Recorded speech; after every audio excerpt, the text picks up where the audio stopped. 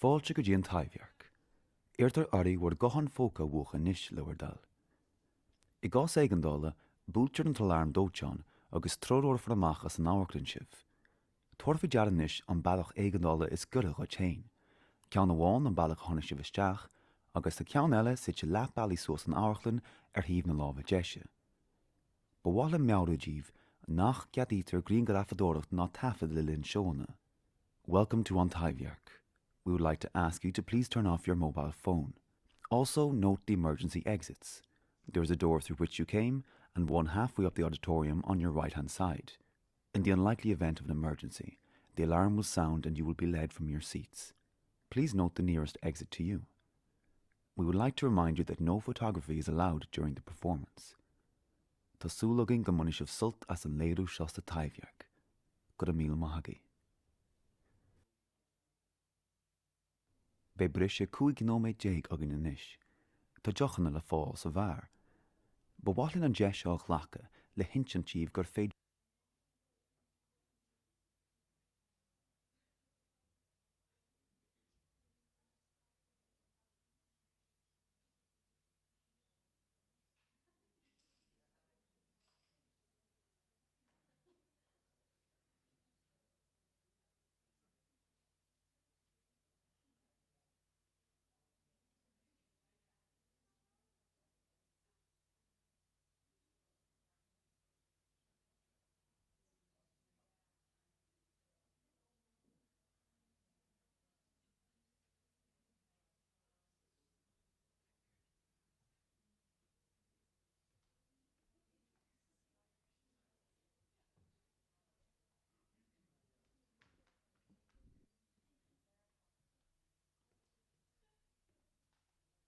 Hello and good evening. You're all very welcome to this very special evening here on Untitled for Threesis. My name is Jonathan McRae.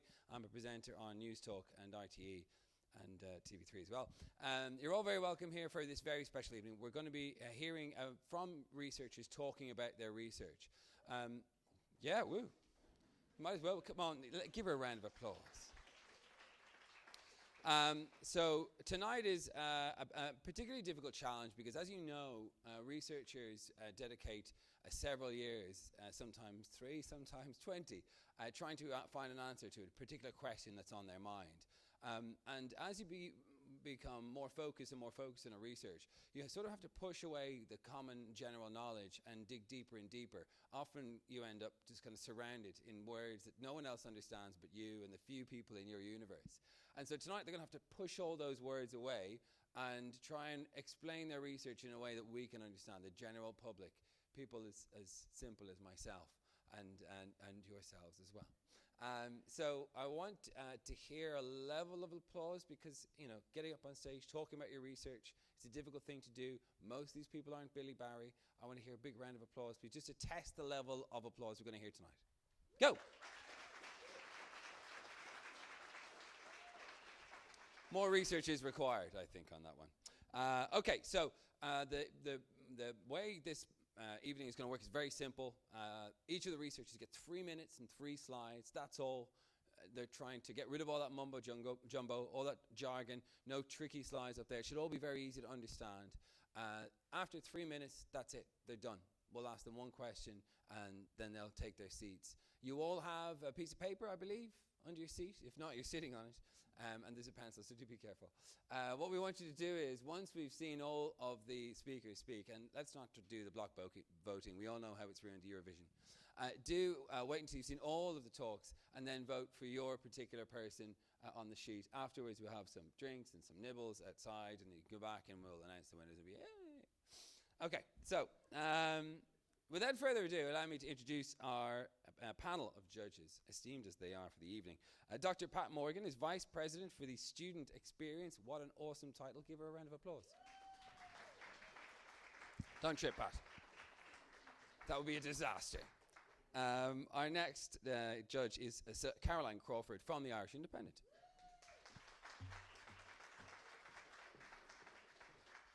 And our final judge is Dr. Marcus McHale, who's a botanist at NUI Galway. Fantastically sheepish. Well done, everyone. Okay, let's get going, shall we? Judges, take your seats. Pens at the ready. Just to take notes. Our first speaker, watch your knees. His name is James Brown. And he's talking about developing new treatments for breast cancer. Give him a round of applause. Come on down, James. Get down.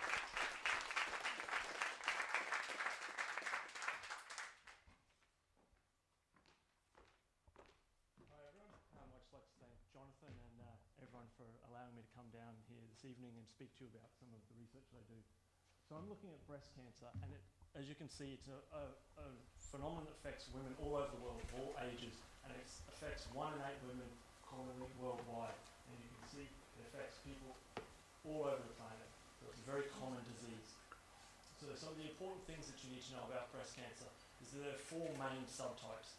And these subtypes are particularly important because the different subtype you get allows us to give you different treatments depending on the type of breast cancer you have. And importantly, within these subtypes, some breast cancers are more resistant to the current treatments.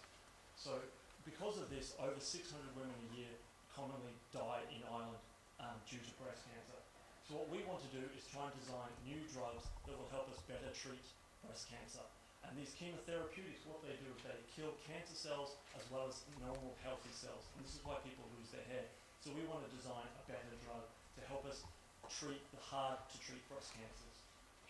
So what we did is we got a team together and we designed, using computers, a specific drug against a particular target in breast cancer. It's like a lock and a key, so we designed the key to fit into a specific lock. And this is an example of some of the work that we've done here using computers. So once we've done this, we were able to look at lots of different compounds and do it very quickly using computers. We then made the drug, and we designed it, and then we made it. And this was an EU collaboration. We did this in collaboration with a couple of different groups in Sweden. And this is an example of the drug that we made. So once we had this drug, we needed to find out if it would work properly. So we had to test our drug. To test our drug, what we do is we grow breast cancer cells in our laboratory, and we can grow different types of breast cancer cells and normal healthy cells. And this is an example of how we visualize some of the breast cancer cells and normal cells in our laboratory, which allows us to test our drugs. So what we do, once we have that, we can put our drugs on and look at what happens. Here you have a normal healthy cell, and we have a breast cancer cell. And you can see the blue is normal DNA, and red is damaged, which happens when we treat them with drugs. When we use the drugs on ourselves, what happens is you create damage. And importantly, both healthy cells and cancer cells can recover from this red damage. So what we did was we tested our drug by adding it to current treatments. And you can see here when we use it on normal healthy cells, the cells are able to recover from this damage and survive. But importantly, when we combine the treatments and do it with breast cancer cells, what you'll see is it increases the amount of damage, and importantly, the breast cancer cells are not able to recover and die. So what we've been able to do is produce a drug that specifically allows us to target breast cancer cells and kill them without harming normal healthy cells. And this is what we believe to be the first step towards a new treatment and helping us look after and treat other breast cancers. Thank you very much for your time.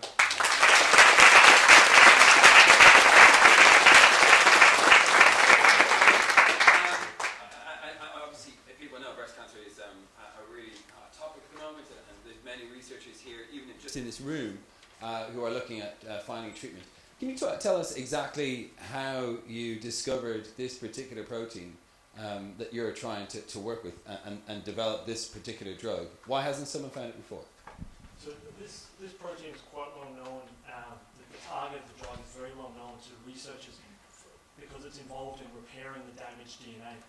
So I was involved in some research where we found out that in breast cancer, in patient samples, levels of this target were very much reduced. So the idea was that when we treat people or treat cells in a normal cell, when you reduce the activity of this target, the cells still have enough activity to recover. But because there's very little of this target in breast cancer cells, what we do is we reduce the activity basically down to zero. And because this is essential, the cells then die. So what happens is that the normal cells are able to compensate or recover from it, whereas breast cancer cells are unable to, and it kills them. So that's why we decided to look at it. James has 1-year-old twins at home who he said he has to run off now to go back home because he hasn't got a babysitter, which makes me think that you've left 1-year-old twins to fend for themselves at home. You better hurry. Give him a round of applause. James Brown.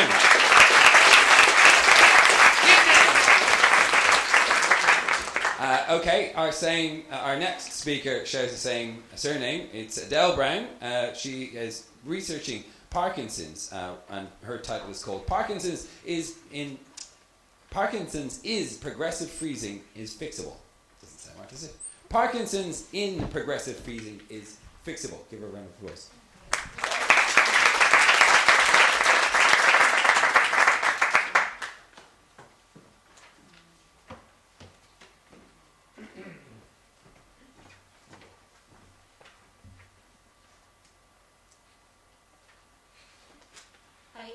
So my name is Adele, I'm 17 and my project is called Free Feet and it's a device to reduce freezing of gait in Parkinson's disease. So Parkinson's disease is a progressive neurological condition, so that means that the symptoms develop slowly and over time, and the main symptoms include gait freezing, tremors and stiffness or rigidity of movement. So gait freezing is the symptom that I dealt with specifically in my project. So it's like a shuffling movement that people with Parkinson's experience, and they describe it as being stuck to the ground. So it's like a physical inability to move their legs or feet, and it's caused by a deficiency in the neurotransmitter dopamine in the nerve cells of the midbrain. And dopamine is really important because it's responsible for movement and muscular action. So if there's a loss of dopamine, there's also severely reduced movement because of the action of the chemical. So my idea was to develop a device to try and reduce the severity of the symptom, or the shuffling movement. So what I did was I developed a visual cueing system, which consists of a laser, a battery and a tilt switch, as you can see on the left, and as you can see on the right it was mounted to the instep of the user's shoe. So the idea is that the laser puts a dot on the ground in front of the person that's wearing it, and if they follow that dot or focus on it, it actually changes their walking from being automatic to non-automatic, because they're trying to focus on the dot. The most important part is that normal walking is controlled by the midbrain. That's an automatic movement, because we don't need to think about it. Whereas if we're trying to focus on something, like the dot, that's controlled by the frontal lobes, and the frontal lobes aren't severely depleted in dopamine, which is responsible for movement. So that means that there's more ability for the movement to occur there, and it helps to decrease the severity of the gait freezing.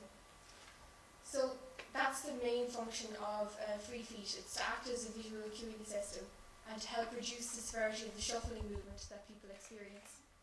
So what I found was I tried to conduct a small-scale clinical trial with the Galway Parkinson's Disease Association. So 8 people tested out my device. There were 5 females and 3 males. So the 5 females showed an average decrease in freezing severity of about 45%, and for the 3 males it was 35%. So I found those results from working with the neurology department in UCHD and using standardised surveys, so the results actually mean something. So I found those results, and also I looked into more qualities such as would they use it if it was available commercially, and gladly 100% of them said they would. So from that then I went on to develop it further. So this project came second overall at the BT Young Scientist in 2013. But the funny thing is the winners of that have actually gone on to win the Google Science Fair, so I'd like to think it's second best in the world, but I'm not too sure about that. And I've also I'm acting as a young medical technology representative for the Irish Medical Device Association this year. So that's Free Feet. Thanks. Don't get away that easy.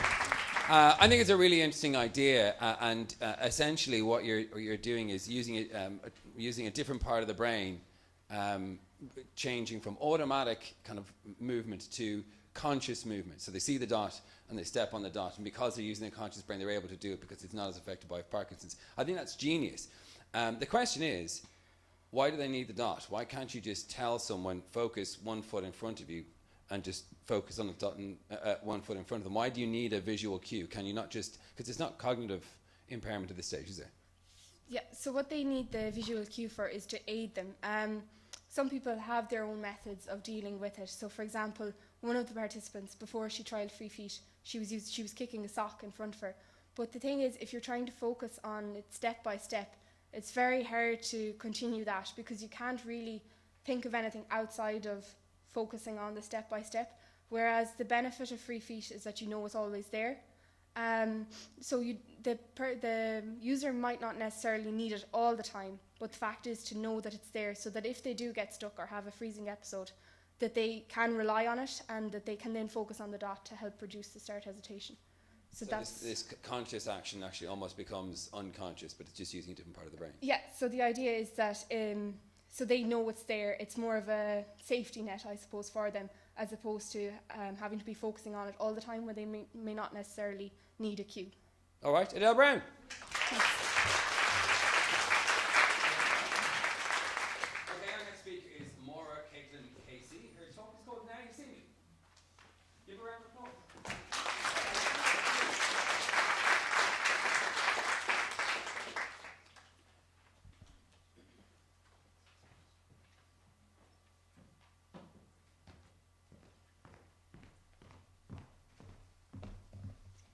Good evening, ladies and gentlemen. Let's wait for it to start. So I'm conducting my research in the hospital with the discipline of surgery, and the focus of my research is on breast cancer and on translating laboratory research into hospital practice so that we can improve patient care. So why am I focusing on breast cancer? As James mentioned earlier, breast cancer is the commonest female malignancy diagnosed worldwide. Here in Ireland, each year, 2,600 women are diagnosed with this disease, and by the age of 75, 1 in 10 Irish women will suffer from breast cancer. Although many advances have been made in terms of breast cancer management, 600 women still die each year in Ireland from this disease, so there is clearly room for further improvement. So the focus of my research is to test a new method for imaging breast cancer and to investigate how this method could be used to individualise patient care to ultimately improve outcomes from breast cancer. So the system we're using performs photoacoustic imaging, and this just means it uses light to produce images. Here you can see a picture of the system. So it does not use radiation and is very patient friendly. Before the system could be used on patients, its potential benefits had to be investigated in animal studies, and some very exciting results were found. Not only could this system detect cancer compared to healthy surrounding tissue, as you can see in this image, but details that cannot be visualized by any other imaging system currently available were seen, such as the blood supply to cancers. So this was very relevant for us, because current drug treatments for breast cancer work by breaking down this blood supply to eventually kill the cancer. So next, the effect of chemotherapy was tested, and this is a series of images of breast cancer in a mouse. Here you can see the tumour and the blood vessel allowing this tumour to grow. So after this mouse was treated with chemotherapy, you can see that the blood vessel has been disrupted and that the tumour is dying as a result. So we were hugely excited by this finding, as this is the first time an imaging system has been able to detect tumour response to chemotherapy, and thus could tell us if a drug treatment is working or not. So the goal of my research is to translate this animal finding into the hospital setting and into improved patient outcomes from breast cancer. So as we know, all patients are different, and they can be affected by several types of breast cancer that require various forms of treatment. But how do we know if the treatment a patient is receiving is the most effective treatment for their specific cancer? So the research I'm currently conducting involves imaging patients newly diagnosed with breast cancer before, during, and after their chemotherapy. We hope to identify and monitor how each patient's cancer is responding to their specific chemotherapy. We could then potentially use this information to guide each patient's individual management and to potentially change patients to more effective treatments where necessary. This advancement could lead to our overall goal of personalised breast cancer management and improved patient survival from this disease. Thank you. Thanks, Maura Caitlin. At the moment, there's a lot of work doing into looking at genetics and cancer with the same sort of a goal to look at personalised medicine. Do you see your research as being competition to that or complementary to that? And how do you see those two disciplines working together? Complementary for sure. I think the more advances we can get in terms of breast cancer management, the better, and personalised therapy is definitely the way to go. As I mentioned recently, there's been huge advances in terms of breast cancer in breast cancer management. As James mentioned previously, the different subtypes, so we can now detect different patients having different types of breast cancer, and they each in turn have different treatments. So we can find different genetic pathways to help us identify cancer at earlier stages. If you can find different imaging systems that can identify patients maybe needing different therapies or needing to change their therapies, it can only lead to better patient outcomes from this disease, and I think that's why we're all here, to improve patients' lives and outcomes from different diseases. More occasion, everyone. You're saving your applause to the winner. Is that what it is? It's very muted. Right, our next speaker is Donna Cosgrove. She's looking at schizophrenia and genes in association with it. Give her a round of applause.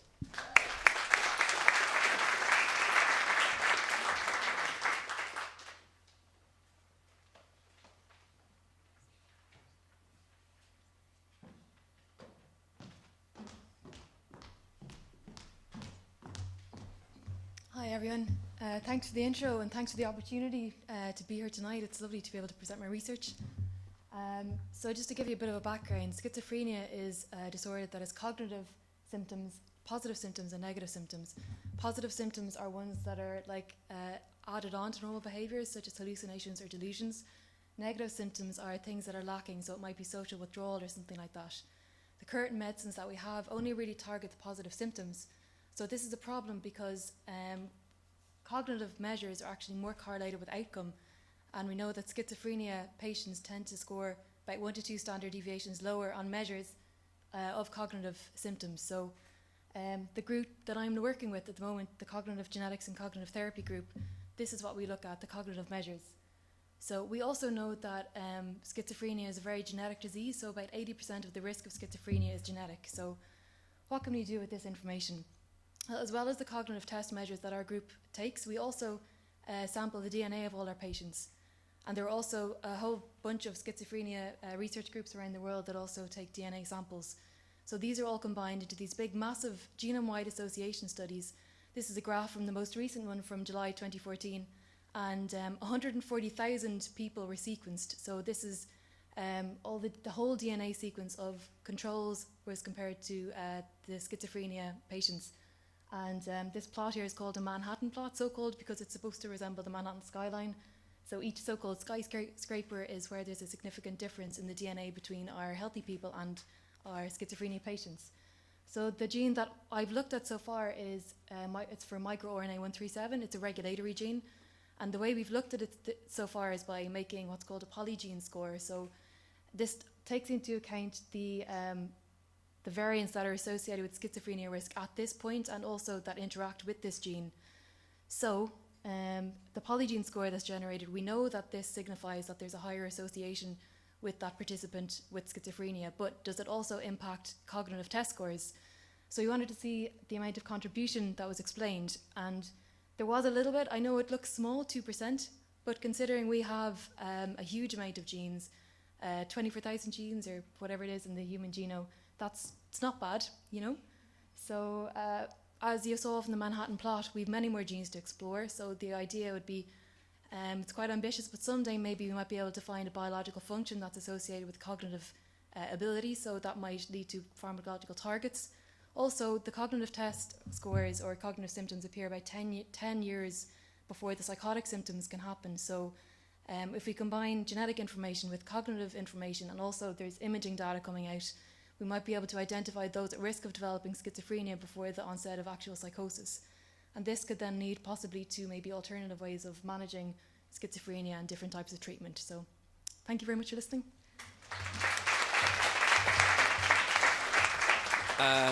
There was one obvious question to me, seeing that Manhattan plot. So you have MIR 137 on the left, which is a third of the size of one that's sticking up right in the middle. Why did you choose MIR 137 and not the really obvious gene? That big massive one. I was going to talk about that, but I didn't have time in the 3 minutes. So the big massive one in the middle on chromosome 6, that is the region associated with immune function.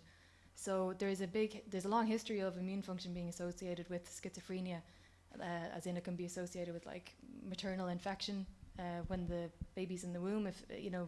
If the mother has a cold or something like that, that can be associated with high risk of schizophrenia. But the reason that wasn't included, or that we didn't look at this initially, is because each of those skyscraper points, those significant values represented an area in the gene But within that area in the gene, there could be one variant associated with schizophrenia, or there could be 10. So that particular region had, I think, about 20 different variants within a very short space. So it was very difficult to isolate one single gene to look at. Okay, that makes sense to me. Everyone, no, actually it does. Donna Cosgrove, everyone. Give her a round of applause. Doubting. Okay, our next speaker is Duran Joyce. Her talk is It's What's Inside That Counts. Give her a round of applause.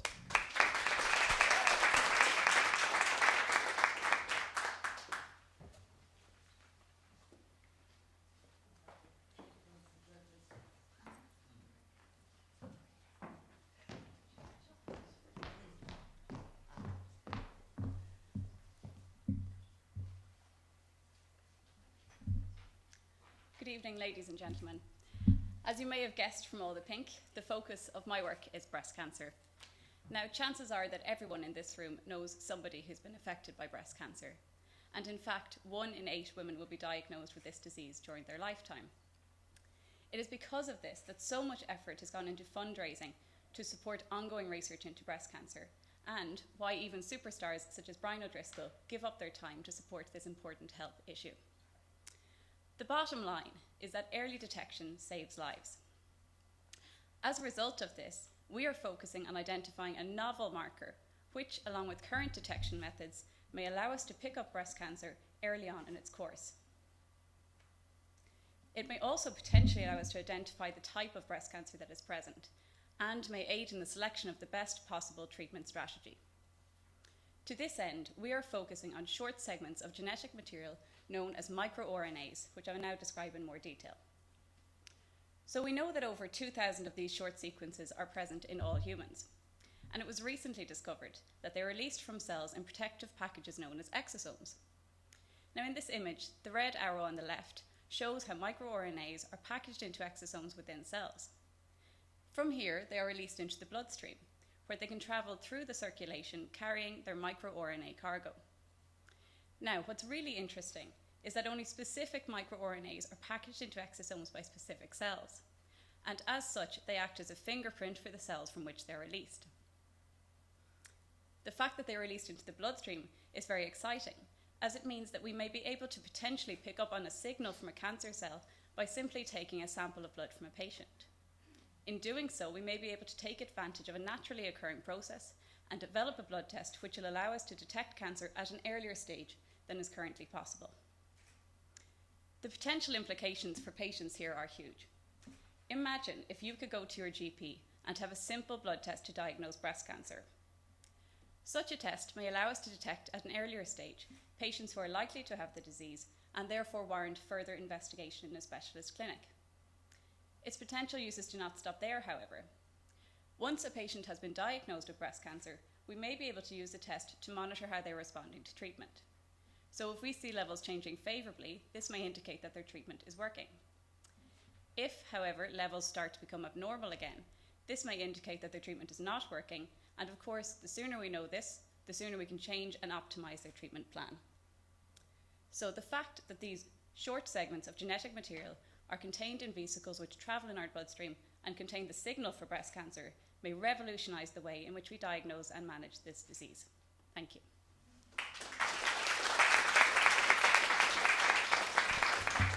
Thanks very much. Darren, what is the method of identifying these exosomes? Because you're trying to find these exosomes that have left the cell or in the bloodstream and have come from a breast cancer cell. How do you identify which exosomes are from a breast cancer cell and which are just healthy cell exosomes? Well, there's a number of methods that we're looking into. So first of all, we're growing particular cells, so cell lines which are commercially bought in. They're breast cancer cell lines. So we're extracting exosomes from those cells and analysing what's in them, and then we're comparing those to patient samples. So we actually have samples of blood from patients with breast cancer, and we're also able to detect them in the patient samples. So we, I suppose, first detected the microRNAs in the cell lines, and then we're validating them using patient samples. How close are you to clinical trials? Well, it would be more, I suppose, a test that we're looking at. So we're looking at a panel of microRNAs, so we need to optimize that panel and ensure that we're able to detect different subtypes of breast cancer, as been mentioned earlier. So it's not going to be tomorrow, but we're certainly getting there. Good choice, everyone. Thank you.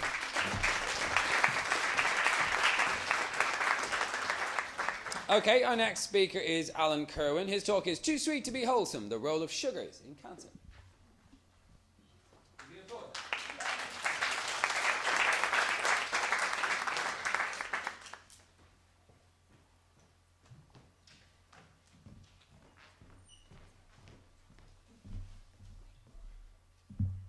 Hi, good evening.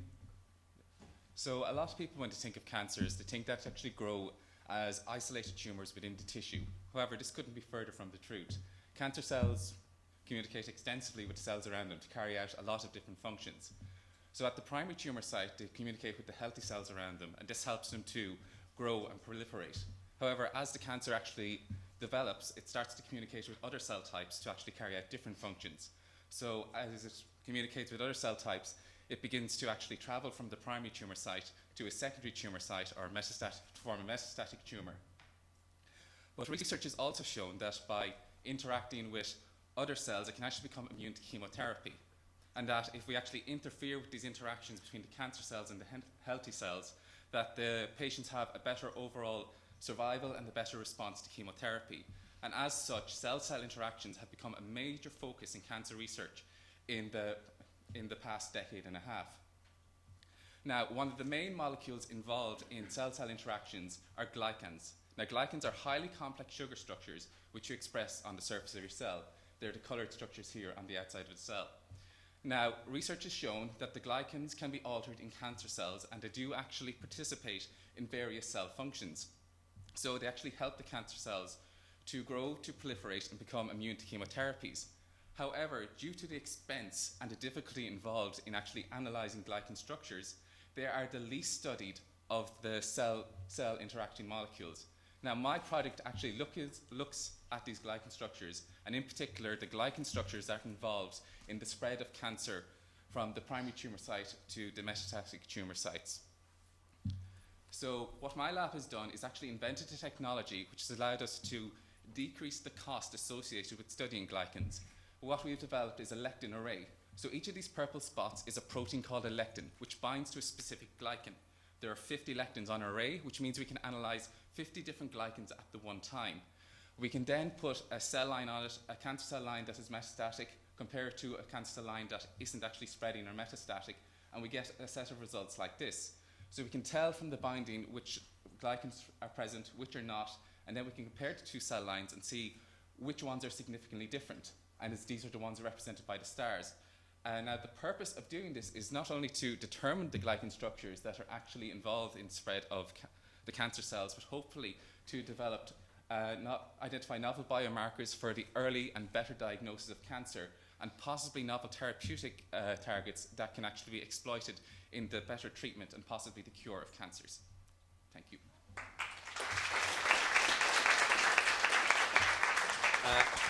Alan, in that first slide, you had kind of various methods that cancer sort of cancer cells recruit help to kind of travel around the body and spread.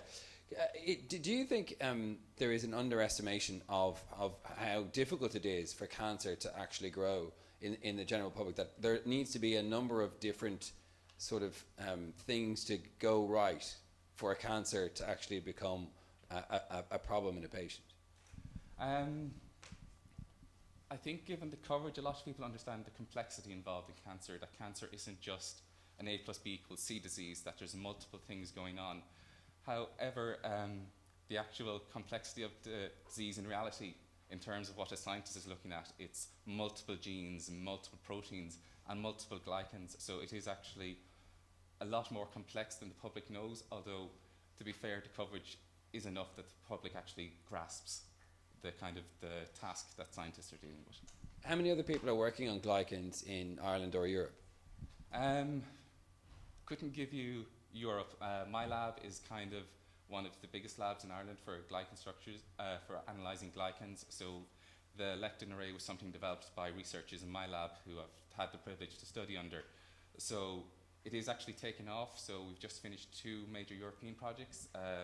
GlycoHit and the ATRC, which actually was a massive study of glycans in cancer, in the alimentary system, in food. So it's become a major, major topic, and in Ireland we have some of the cream of the crop of researchers in this area.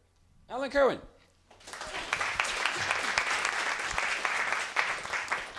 Okay, our next speaker is Cillian O'Brien. His talk is The Best Gifts Come in Small Packages.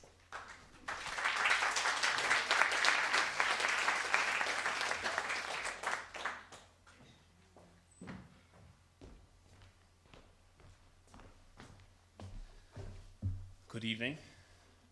So my work forms part of the Breast Predict Initiative, and this is focused on developing novel targeted therapies for patients with breast cancer. Now, you've all seen the facts and figures about breast cancer already, so I won't get into that, but it's safe to say the take-home message is there's still room for improvement. So I'm going to talk about a new method of therapeutic delivery.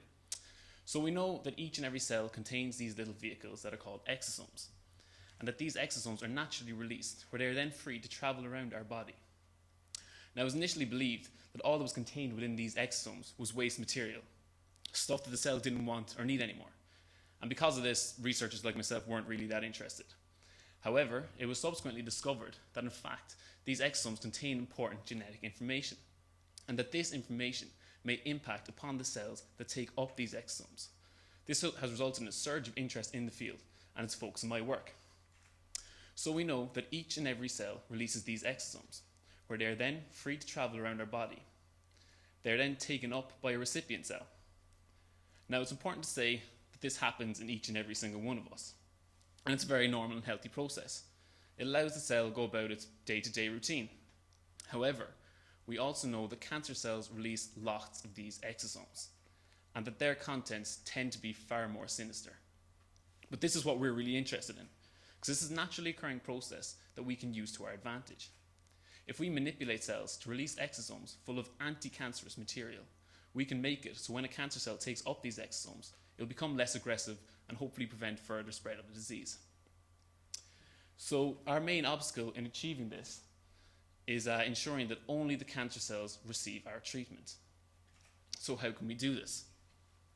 Luckily, there's actually a type of cell that can spread and find the tumour regardless where it's injected into the body. Now, this is hugely exciting because finding the cancer once it is spread is currently a major issue, and is metastasis the cause of many deaths when looking at breast cancer. So this again is another naturally occurring process, and again we can also use this to our advantage. So we propose injecting these cells into a patient where they will then find and settle at the site of the tumour. We can manipulate these cells to carry our exosomes so that we can ensure only the cancer cells will receive this treatment. So when these cells settle at the site of the tumour, they will release these exosomes which are full of anti-cancerous material. These will then be taken up by the tumour and hopefully reduce its growth and stop its further expansion through the body. Now, we believe that this has immense potential because we're taking advantage of naturally occurring processes. And it's made even more exciting by the fact that this is not limited to breast cancer, but could be applied to all cancers. Thank you.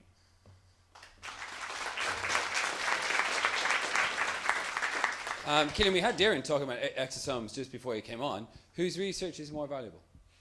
Definitely mine. But no, they're two very different things, really. She's just looking at method detection, and it's hugely valuable because finding breast cancer early is massively important. But we're kind of trying to manipulate it to our own advantage and deliver a new way of delivering a therapy to a patient, because the fact it's all naturally occurring processes, there's going to be no problem with kind of immune rejection of the patient. So it is really promising, and it's hopefully it'll work anyway. Cillian, everyone, that's Cillian O'Brien.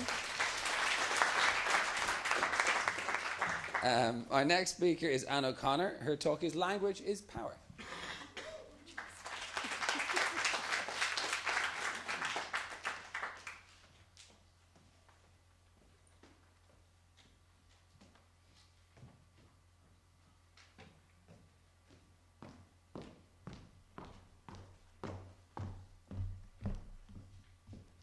Good evening, everyone.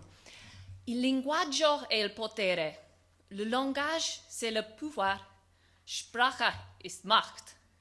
El lenguaje es poder. Escuta die Anchanga. What I've just said to you there in 5 different languages is that language is power.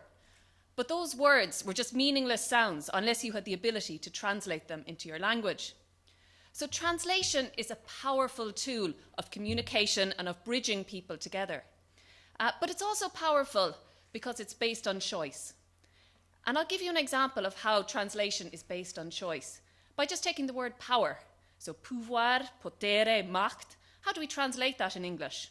Power, of course, but it might also be dominance, or strength, or supremacy, or brawn. And each of those words has a different nuance and a different impact. And it is the translator who chooses which word to use. Because every word translated is a choice. Every sentence translated is a choice. And every book translated is a choice. Every book not translated is also a choice. And translation history, which is the area of my research, is the history of these choices. And I'm looking at translation history in Ireland in the 19th century. So I'm looking at the translation choices made by people that you will see here in a moment on the screen. So these are people in Ireland who were translating actively. So some of them were very famous. For example, Thomas Davis, the nationalist. James Hardiman of our library, a famous translator. James Clarence Mangan, a translator. Speranza Wilde, Oscar's mother, a very famous translator. But also unknown people, nuns in convents translating, priests translating. We have anonymous translators. And these are often called the shadow heroes of literature and of culture, the translators. But they're very important cultural mediators because what they do is they import into a culture new ideas, new forms, new politics, new literature, and they bring that into circulation. So I'm looking at what they brought into circulation in Ireland in this period, and it's very interesting to see what they translated. So we have patriotic literature from the German, lots of it. We have children's literature from across Europe, lots of it. We have devotional literature from Italy, lots of it. Racy novels from the French, none of it. This is Ireland in the 19th century. But the translation choices, what they decide not to translate, can be just as interesting as what they did translate. So when I look at translation, some of the key questions that are emerging from it are the impact of religion in deciding what was translated, how translation gave an output for women to become involved in literature, how Irish patriots were influenced by European ideas and brought them into Ireland and brought them into circulation in our country. And translation is often seen as a linking function or a bridging function, communicating between cultures. But it's also a very dynamic process of cultural interchange, of cross-fertilization of ideas. And here we have a circular motion of fertilization, interchange, and communication happening between Ireland and Europe in this period. So the transfer, transmission, and transformation of Ireland. Grazie, danke, gurv macha guibh galar.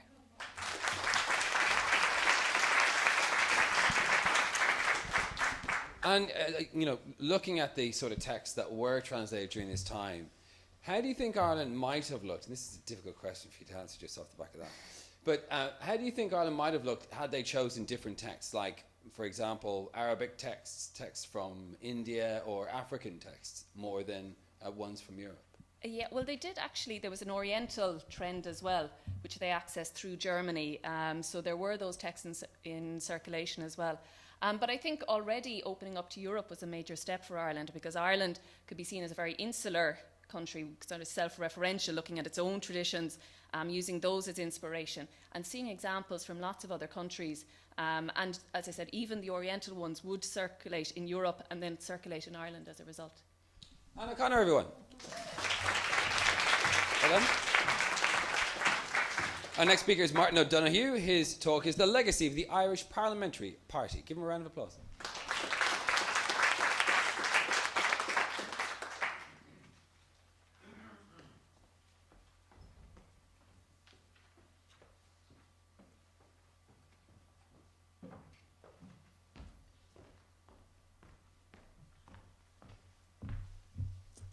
Thanks, Jonathan. The Irish Parliamentary Party dominated Irish politics until a devastating defeat in the 1918 general election. My research asks, what was the legacy and influence of this party on the politics which followed in independent Ireland? To begin with, support for the party did persist, including support for its former leader, John Redmond. My research looks at the elements of this legacy in the 1920s, first of all. Former Home Rule MPs and councillors found their way into the Dáil and Seanad. There were also support networks and bodies, once loyal to the party, which also persisted, such as the Catholic Fraternal Ancient Order of Hibernians, the Town Tenants League, the urban cousin of the Land League. It sought legislation for urban dwellers along the lines of those given to rural dwellers. There was also the legacy of the Great War, a much discussed topic and indelibly linked with Redmond and the Old Irish Party. However, the greatest example of the legacy of the party in the early 1920s were Redmondite anniversaries. These events, attracting thousands of people, celebrated the achievements of Redmond and the Old Irish Party, and it was from such occasions that former MPs and supporters looked to revive the party. They did this by seeking inspiration in the great traditions of past national successes. This was a new party, the National League, founded in 1926. This party drew heavily on the support networks already outlined. It also demonstrated a constituency of political opinion in the Free State outside the simple divisions of pro-treaty or anti-treaty. However, it had a brief political shelf life. Why? Because of what one historian has called a murder, a disappearance and an upheaval. The murder was the assassination of a government minister, Kevin O'Higgins. The upheaval was the political crisis which followed, where the National League, together with Fianna Fáil, had a failed attempt at coalition government.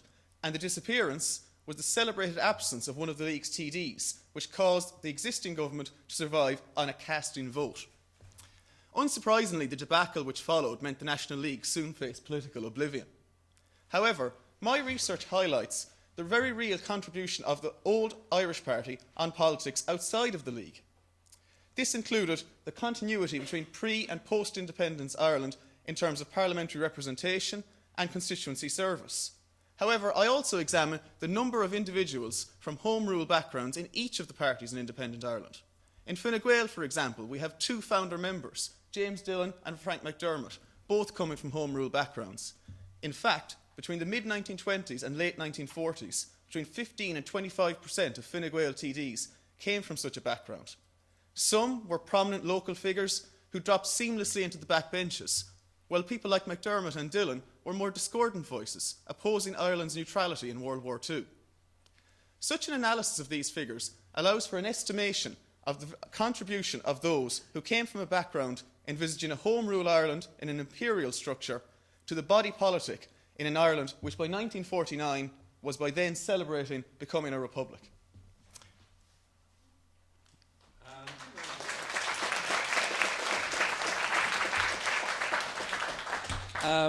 Martin, I wanted to ask you, because I all through history, when I was in school, there was a sort of heroism inferred upon the founding fathers of our state, and that's probably unsurprising because of 1916. But was one of the legacies of the Irish Parliamentary Party cronyism, nepotism? I don't remember any of those. The sort of scandals that rocked our state over the past 30 years. Are they a legacy? Did they happen? Were they kind of brushed over through the history books? Yeah, it's a little bit difficult to say because the Home Rule Party dominated Irish politics, but obviously rule came from Britain, so except at local council level, they didn't actually have political power to exploit. However, there was certainly an element of nepotism in the sense that MPs' sons succeeded MPs in seats, and some of the TDs that I mentioned where James Dillon was a son of the last Irish Party leader. And cronyism at local level it's hard to prove, but there was certainly examples of people who would be prominent in support networks close to the party gaining jobs, and it was a major criticism by Sinn Féin of the Irish Party. Sinn Féin tried to present itself as a new broom sweeping away the corruption and cronyism of the Irish Party at local level. Martin O'Donoghue, everyone. Nice one. Okay, home stretch, everyone. Our next speaker is Bianca Pereira. Her talk is What If Computers Could Read?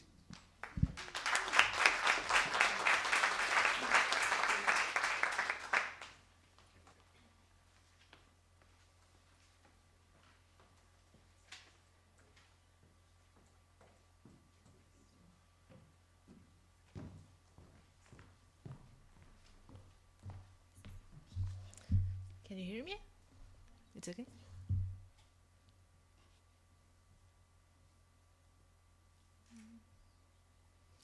Hello, my name is Bianca, And there is some, I don't know about you, but there is something that I really like is travel through Ireland. I'm not from here.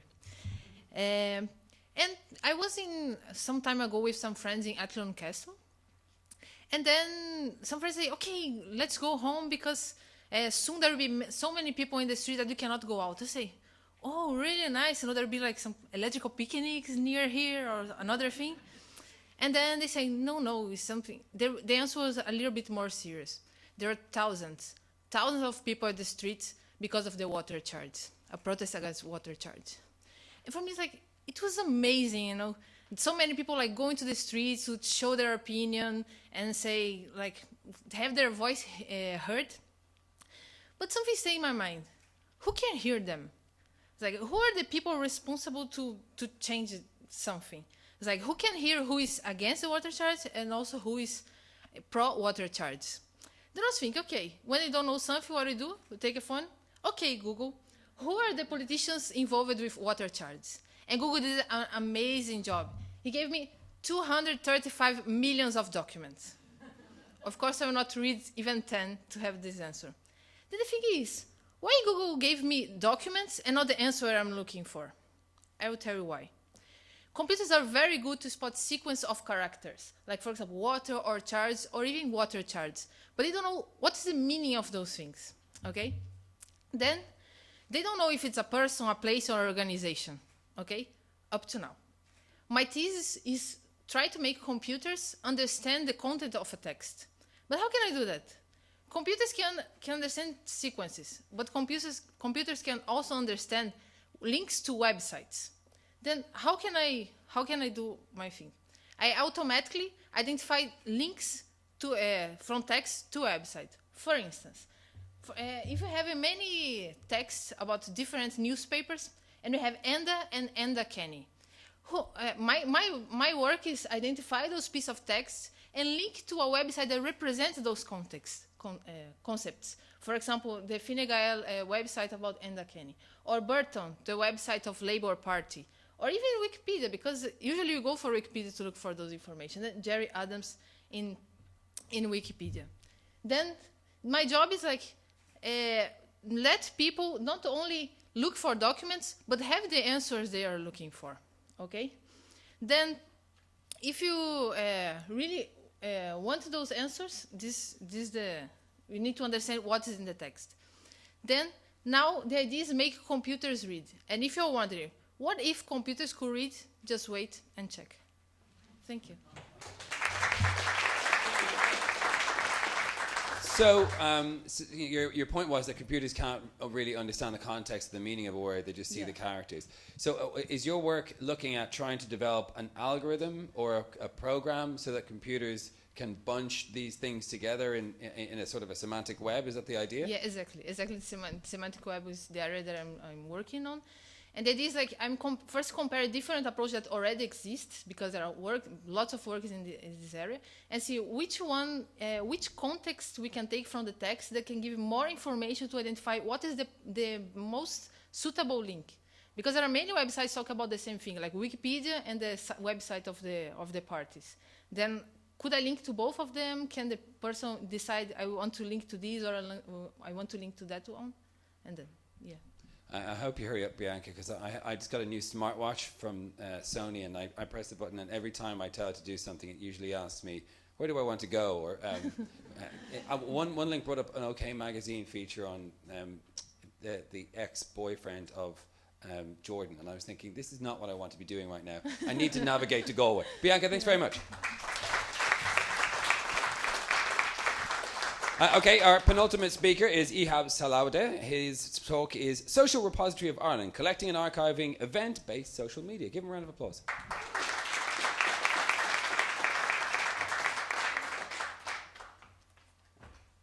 Long walk, isn't it?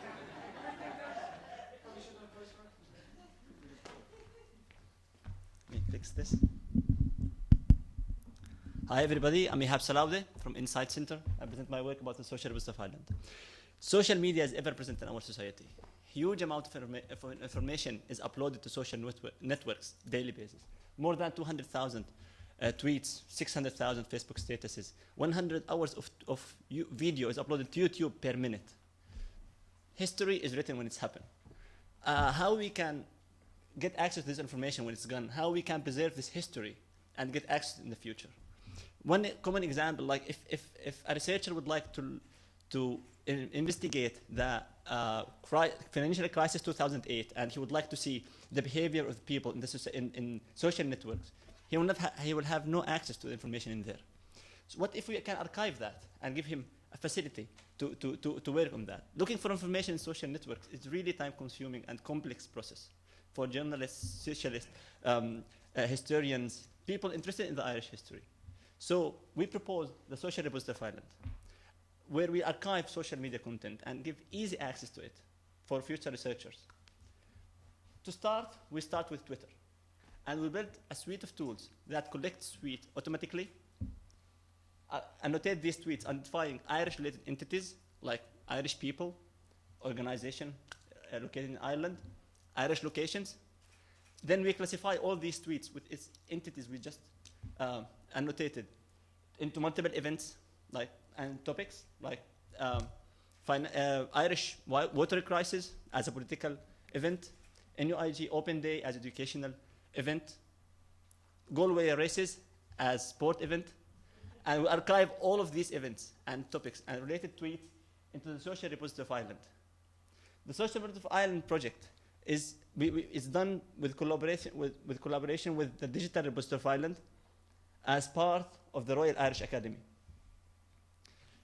And we will hopefully soon, when the first version of the project will go out, hopefully we will be part of the Digital Repository of Ireland. We will give easy access to researchers, historians, politicians, anybody who is interested in Irish history to get access to this information, all images and all videos and documents related to the events we detected.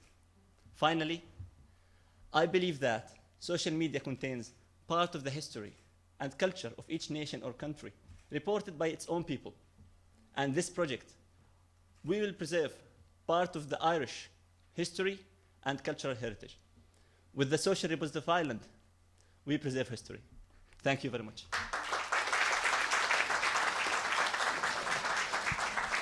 It's funny because you do think that people have a good memory of these social events, but I saw these pictures and I was thinking of the financial crisis in 2008, and I went, oh yeah, remember Occupy Dame Street? Did you guys have an Occupy Our Square or something? Yeah, I totally forgot about that. So as someone who uses social media all the time, I am acutely aware of how stupid a lot of people are. And I just mean in their comments on social media, like how will your analysis be able to weed out comments by people like, I hate banks, stuff that isn't of any use to anybody when you're trying to research, like in the same way that we had 205 million results. How will your research help people filter out just non-opinion from actual useful information? Good point. Thank you for that. What I mentioned before, for the first part, that there is a huge amount of information in there, and a lot of information is not related to Ireland even, and some of the information is just noise. Some people just said, I took coffee for this morning. So if this information is really worth to be archived or not, this is the main question we were facing at the beginning on our research. So one of the fields we are working on is noise removal and disambiguation.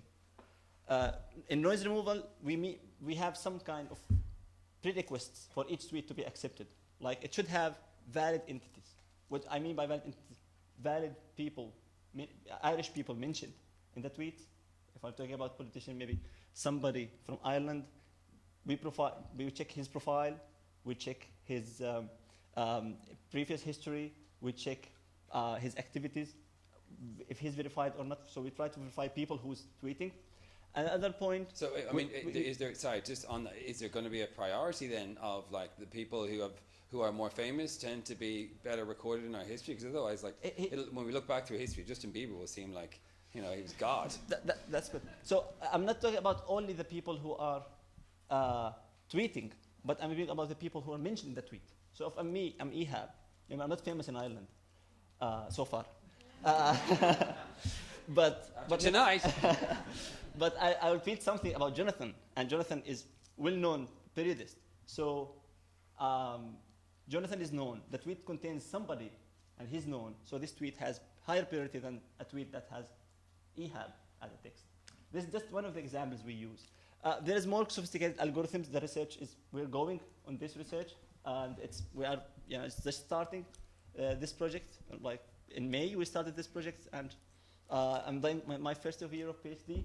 But so far, we get really good results. And a good example, just if I can mention that. Yeah, sure. The last week, we just made a test for part of the tool we do for location detection, and we worked with Irish Times periodist, and we had published the last week, maybe it's Monday, we published an article about Ireland and Scotland football match this weekend, and we used our tool to collect tweets and to see how people react in all over the world with this, and we had published something in Irish Times. So. I can imagine the Irish tweets were quite colourful. So, Ehab, thank you very much. Thank you. All right, our final speaker is Sarah Vero. She is speaking about soil. Her talk is The Soil Water Retention Curve, an Unexpected Discovery. Give her a round of applause.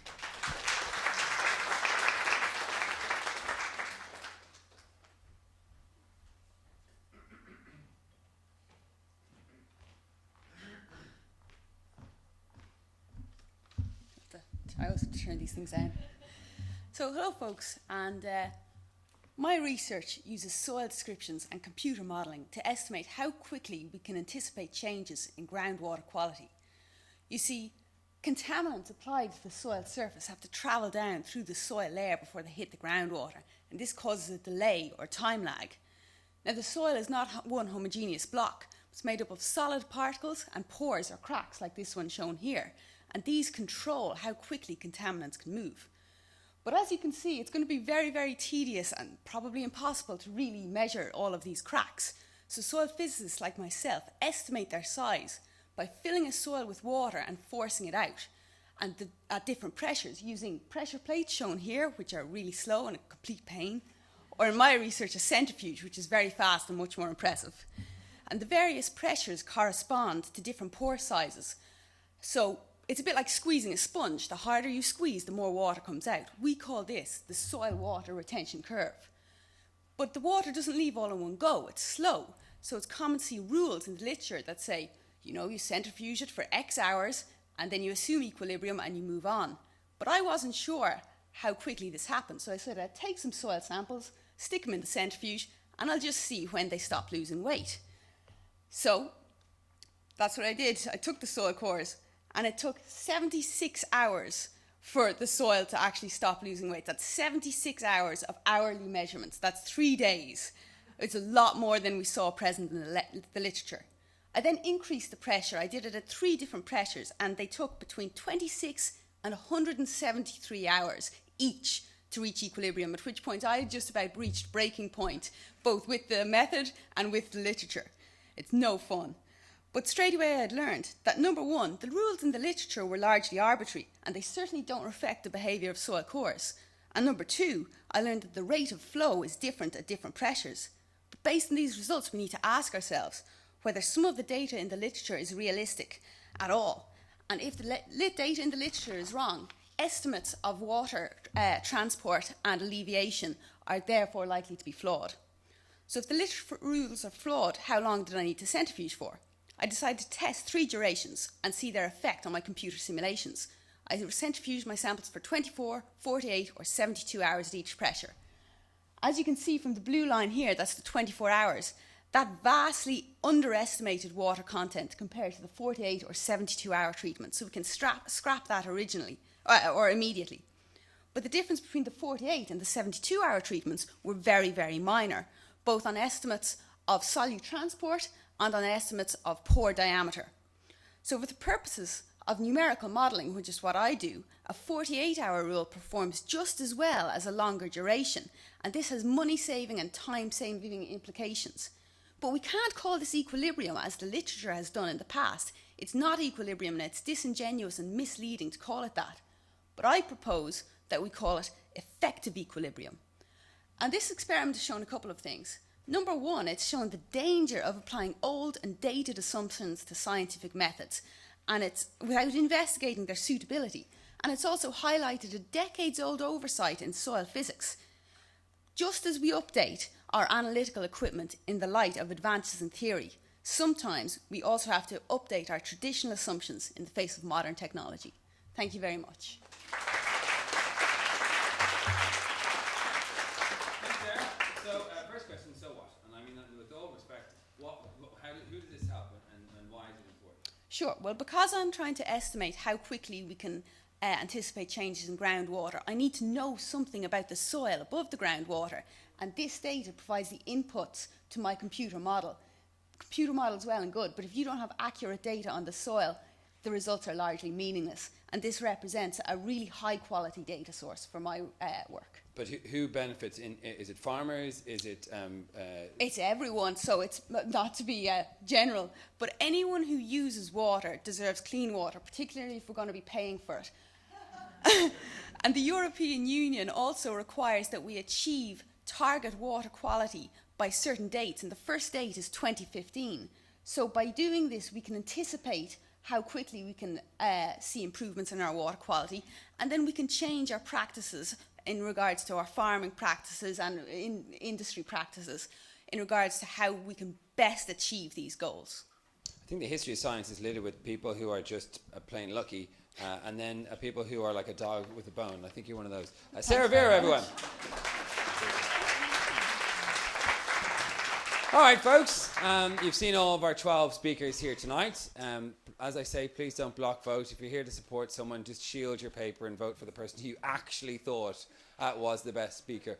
We'll now excuse our judges to do some deliberations. You can have some nibbles and some drinks back front of the house, and we'll see you back in about 15 minutes. Thanks very much.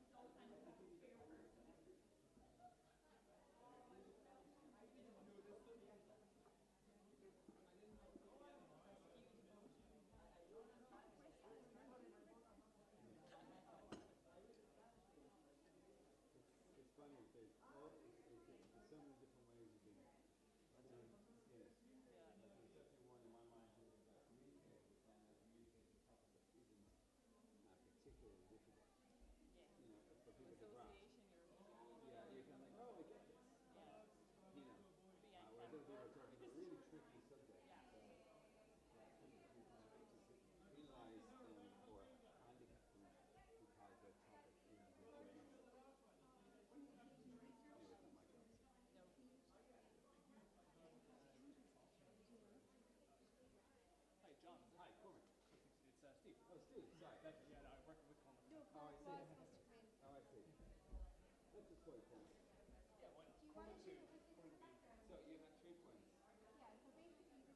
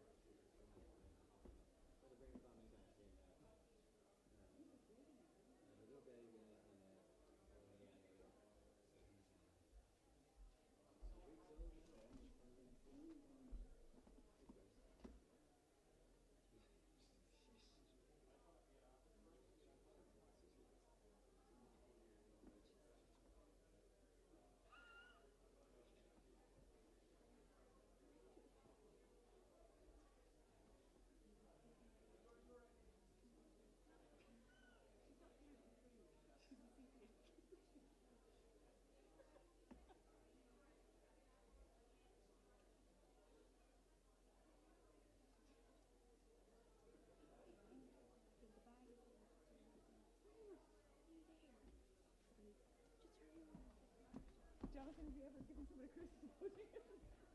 Is that a euphemism for something?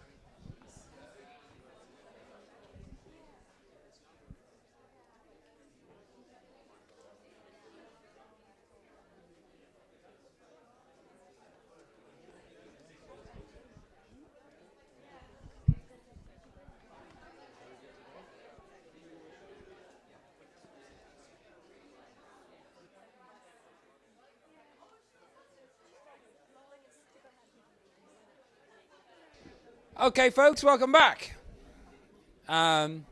Before we get round to the dirty business of announcing our winners this evening, I'd like you all to give a big round of applause for all of our speakers here tonight. They did a very good job. Give them a round of applause.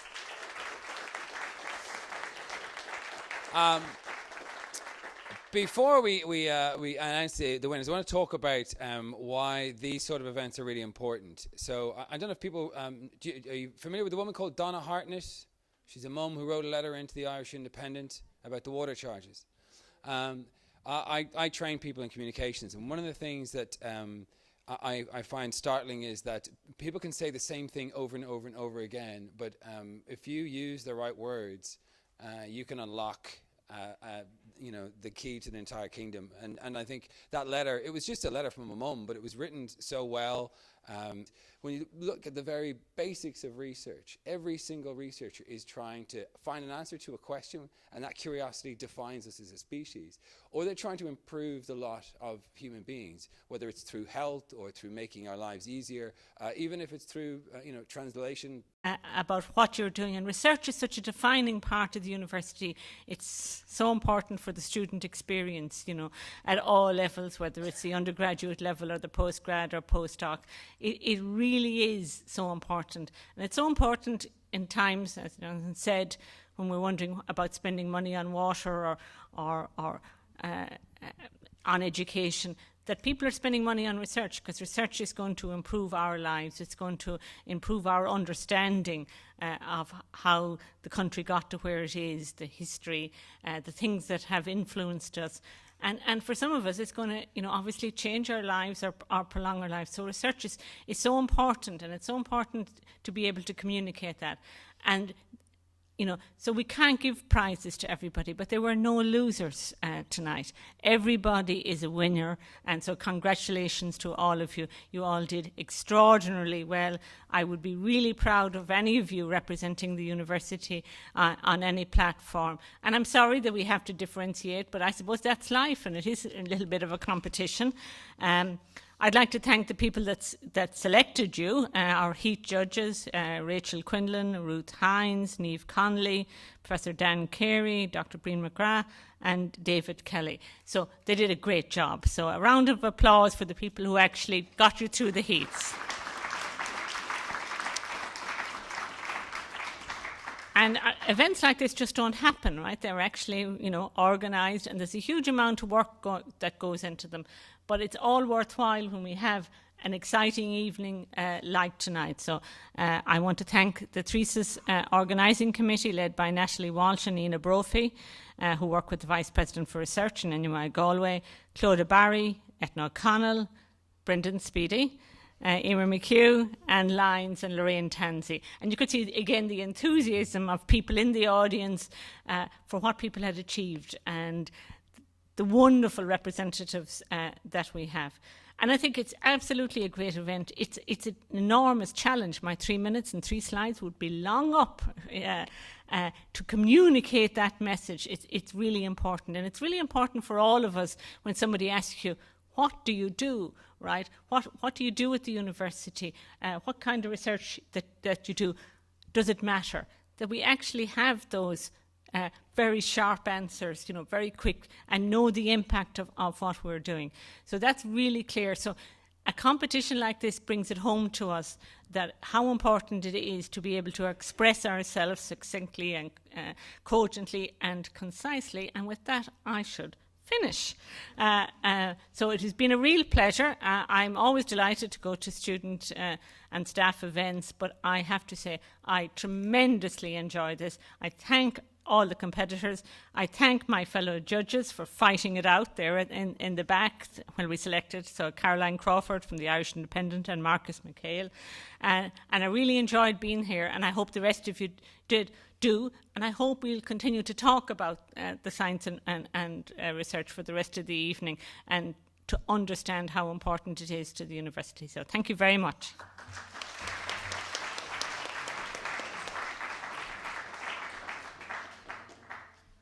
That's it for us tonight. Hope you enjoyed yourselves. A quick bit of housekeeping. Someone left their key. Are they looking for a blind date, or is this someone's actual car key? If you want it, it's a Toyota.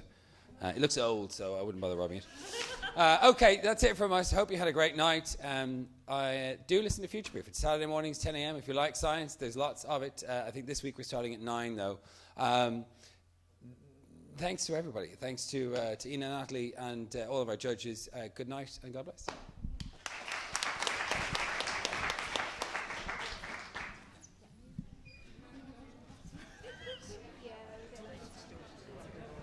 Can we have the winners, please?